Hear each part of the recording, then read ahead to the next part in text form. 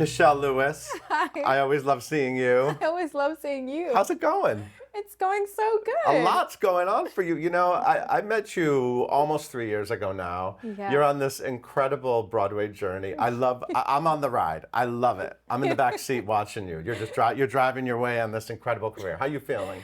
Listen, I kind of got it, I think. After 3 years, I'm a little wobbly. I'm a little rough on the road, but we're still there. So Doesn't that's look what wobbly matters. from my view in the back seat at all. I'm so glad. You're so in your glad. second Broadway show. Yeah. Ragtime. You're playing Sarah. Yeah.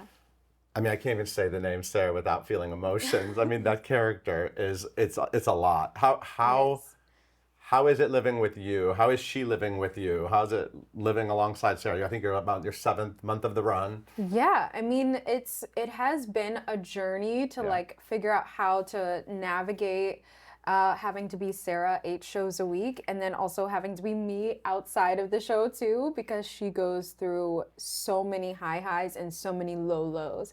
So it has been a journey to navigate like all the feelings. And I actually, at one point, I started getting like chills after I would do a scene on stage. My body would just give me repeated chills. I think it was starting to like feel the whatever she was going through. My body was like, here, you're going through trauma, you know, like this is real, but it's not. So it's just like having to balance what that means for me. Yeah, and I think that, I mean, you were Dorothy in The Wiz. You were fantastic as Dorothy in The Wiz. Thank you. And, you know, Dorothy actually had heavy moments, but then Yeah. she got to ease on down the road. Yeah. I mean, I mean, it was kind of similar, and like the way that she was just trying to figure out like, where do I belong in this world and what does hope look like for me? And I think like it has that similar quality, but then with Sarah, it's just like she begins in the lowest place where you could possibly be after burying your own baby in the ground and just giving birth, which is such a huge part of like, you know, your body. And she's really just down. So yeah. I don't know. It's a lot to navigate, because then throughout the show, I'm also like, I want to make sure that there's still this layer. Like you understand that she's a layered person and not one dimensional. So it's a lot to carry versus Dorothy. She kind of like, yes, she's going through a lot and she does have to have that dimension as well. But then at the same time, she gets to meet through 3 new amazing friends who take her on this beautiful journey. And it's so many like chances of discovering things about herself and the world and what it means. So it's a lot. I was thrilled when I found out you got this role, because I thought you were truly fantastic in The Wiz. And I felt like Dorothy in The Wiz is a role that's easy for the industry to maybe assume it's a lighter lift. I don't agree with that, because I've seen different levels of actresses play that role, and you were phenomenal and you totally nailed it. But when you got Sarah, I thought this is like an important role with a capital I, right? Yeah, exactly. Yeah, I mean, Audra McDonald, obviously, it was one of her early triumphs. There's a lot of history with the show and with this role, and just the story, it's so heavy. Yeah. You must have been thrilled to have this happen. I'm sure your team, I'm sure your agent was thrilled this opportunity, because after something like The Wiz, it's like, well, what happens next? And this was like, for me as a fan of yours, the dream thing to happen next. Well, it was like a dream. And also it was something that I was kind of like, thank God I can like kind of come out of this box, because I do feel like it kind of puts you in a box when you do a role like Dorothy for the first time. Sure. They're like, oh, she's young and she is, you know, it puts you in a box where people look at you and they see little Nichelle, versus Ragtime is such a different Nichelle. It's such a different, it puts such a different light on me and who I am and what I can do and who I can be on a stage.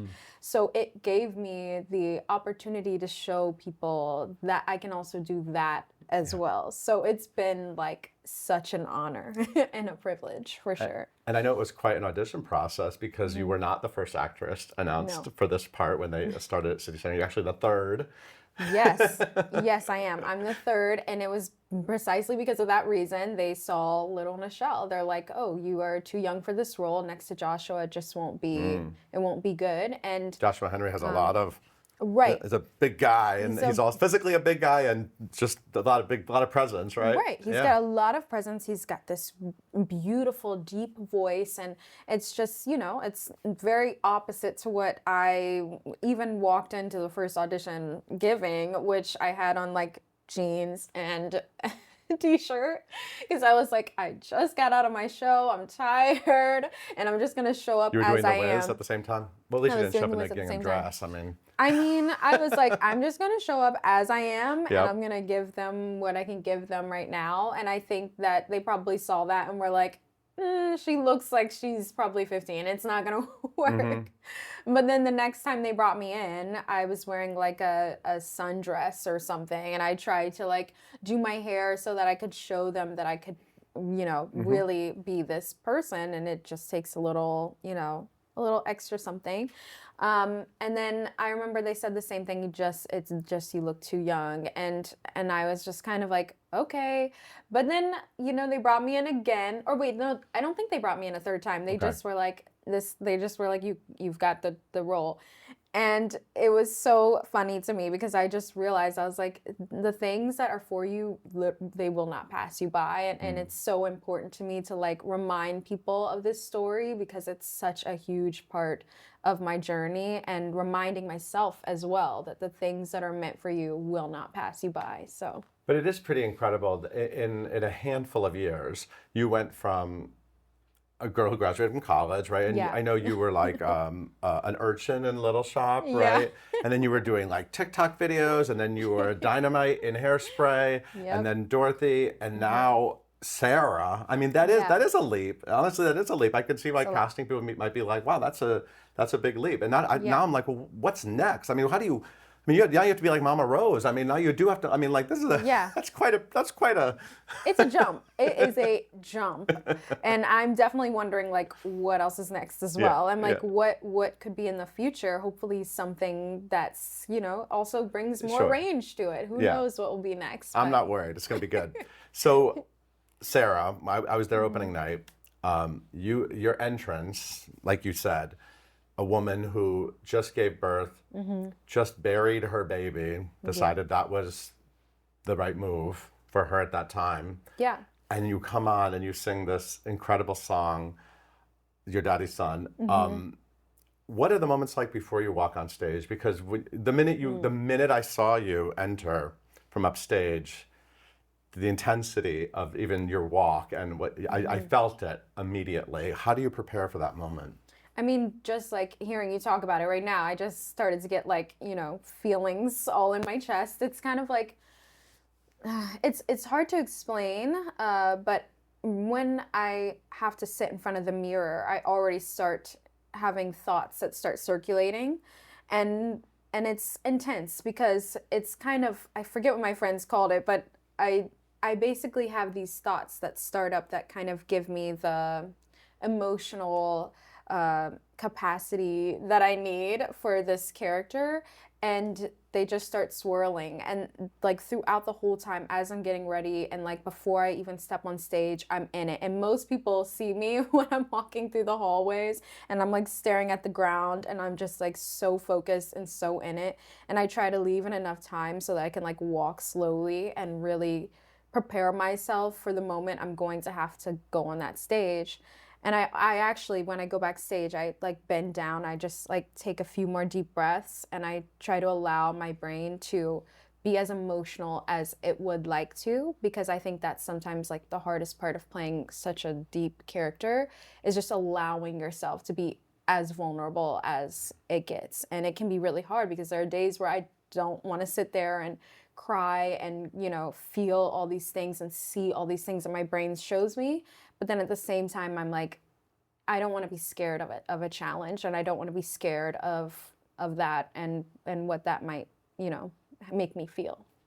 You've talked a lot about loss in your life. I know you've dealt with a lot of loss. You talked about losing your dad when you were a little girl. I've heard you talk about losing an important uncle during Hairspray, your grandmother. Yeah. So opening night of Ragtime, you found out after the show that your grandma passed? So I found out like 2 days after that she passed on opening night. Wow. and I knew something was off. And like, I know it's so bizarre. Like, I thought it was the most bizarre thing too, that I just like happened to see her face. Like, as I was telling you, my brain just starts giving me all these thoughts, giving me all these images of people that mean something to me. And I remember this specific evening, I was about to go on the stage and I just looked out and I was like, why is she there? Because it's usually people that are like, you know, not in my life anymore. And so looking out and seeing her face was wild to me. And it was even more wild when my mom told me a few days after. And I just, again, I somehow knew before my mom even got the words out that she was gone. And I immediately, it sounds really sad, but I just immediately just started screaming like, no. And, you know, it was the most intense evening. And it was so crazy too, because I missed her funeral because I was like, I want to do the show. And so I went through the whole show and I did the whole show, and they had to like pick me up off the ground after I died. And it was rough, but there was literally no other place that I wanted to be. So. Was your grandma a big fan of you as a performer? She was. Yeah. I know if she was still here, she would have been there. And I think that was also another reason why I was like so surprised that she died on opening night, because they had a ticket for my grandmother. And I was like, how in the world do you have a ticket for my grandmother? And I think somebody on my team was like, we just automatically thought your grandmother would be there. So we had asked for a ticket for your grandmother. And I was like, that is wild how the universe works. It was like she was saying goodbye, and again, like how proud of me she was. That's all she would say when she would come see me in shows. She'd just have tears in her eyes and she would just say, I'm so proud of you. So beautiful. Did you feel like all these people are with you? Oh yeah. Yeah. All the time. All the time I feel every single one of them, and it is so beautiful. And every time after the prologue, I nod to them and just like thank them for like the opportunity of being where I am, and there's continued support even not here on earth. How's Mr. Joshua Henry, that big strapping leading man? He's amazing. Yeah. He's just he's stellar in this role, and like clearly has done all the work and more to be up there giving the performance of a lifetime every single night, and is such an amazing scene partner as well. Like I love being up there, and I feel so comfortable when I'm up there with him, and I feel like just, you know, we sometimes come off stage and we're like, oh, they're just so in love. Like Sarah and Cole, they're just so in love, and it's beautiful to get to share that experience with him up there. What about, let's talk about the moments that make me sob in this show. I mean, Wheels of a Dream, we don't even have to talk about that. It's just kind of obvious. But you up on top of the stairs, he's saying, Sarah, come on, we got to do this. That moment in New Music, I mean, what? Yeah. Do you feel the audience? The whole audience is like, it's like one of the most exciting Broadway moments ever. How does it feel for you when you finally come down those stairs and have that amazing moment? Oh, it's amazing. Yeah. As soon as I'm in his arms, I'm just like, I am free from these shackles. You know what I mean? It feels so good to just finally be able to give in to my love for Cole House and the love that I'm about to have for this whole family unit that we're building together. Yeah. It's beautiful. It is beautiful. I do want to ask you also, when I interviewed you and your co-stars early in the run, Brandon Uranowitz said something that I found really compelling. He said that he had sort of a sense of discomfort with how the Black characters in Ragtime were the characters who met these bad fates, right? Horrible fates. And it was really hard for him to sort of grapple with that.